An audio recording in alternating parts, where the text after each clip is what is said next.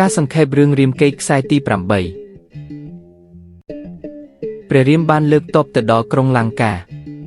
ក្រុងរាពណ៍ក៏ទូងស្គរប្រមូលទ័ពរួចបញ្ជាពិភេកឲ្យទីពីវាសនានគោលង្កាពិភេកបានគុនគូហើយបានស្នើក្រុងរាពណ៍ឲ្យយកនាងសីតាទៅថ្វាយព្រះរាមវិញពិភេកបានប្រដូចក្រុងរាពណ៍ទៅនឹងក្អែកដែលពំកែវពីទូសូរកានយកមកទុកឲ្យឆេះសម្បុក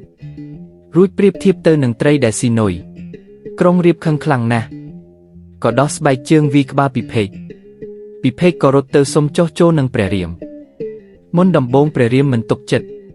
ប៉ុន្តែមហាជម្ពូហោរាបានទីថាពិភេកជាយស្អាតស្អំព្រះរាមក៏យល់ព្រមទទួលក្រុងរាពណ៍ខឹងនឹងពិភេកណាស់ក៏បានមកគិតគូរនឹងនាងមណ្ឌោគិរីនាងមណ្ឌោគិរីក៏មានយោបល់ដូចពិភេកដែរក្រុងរាពណ៍មិនព្រមស្ដាប់ក៏ធ្វើសង្គ្រាមតាមល្បិចកលរបស់ខ្លួនដូចជាឲ្យយៈឈ្មោះរុក្ខសេនទៅយាមព្រៃដើម្បីកុំឲ្យទ័ពស្វាបេះផ្លែឈើស៊ីបាន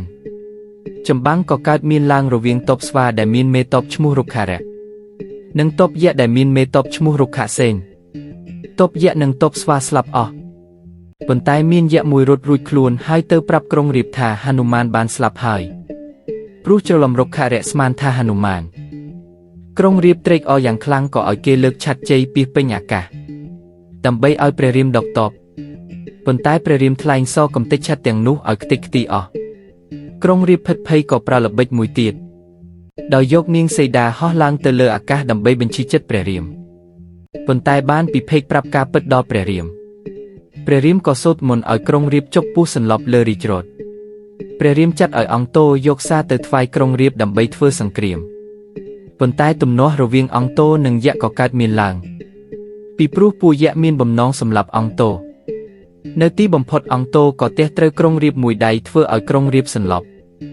និងយកពេជ្រនៅលើក្បាលក្រុងរាពណ៍រត់ចេញទៅយៈ4នាក់ដេញទៅតាមប៉ុន្តែត្រូវអង្គទវីដាច់ក្បាលព្រមទាំងនាំដំណឹងនេះទៅប្រាប់ព្រះរាមក្រុងរាពណ៍ចាត់កុម្ពការឲ្យចេញទៅច្បាំងជាមួយនឹងព្រះរាមប៉ុន្តែកុម្ពការបែរជាផ្ដល់យោបល់ដល់ក្រុងរាពណ៍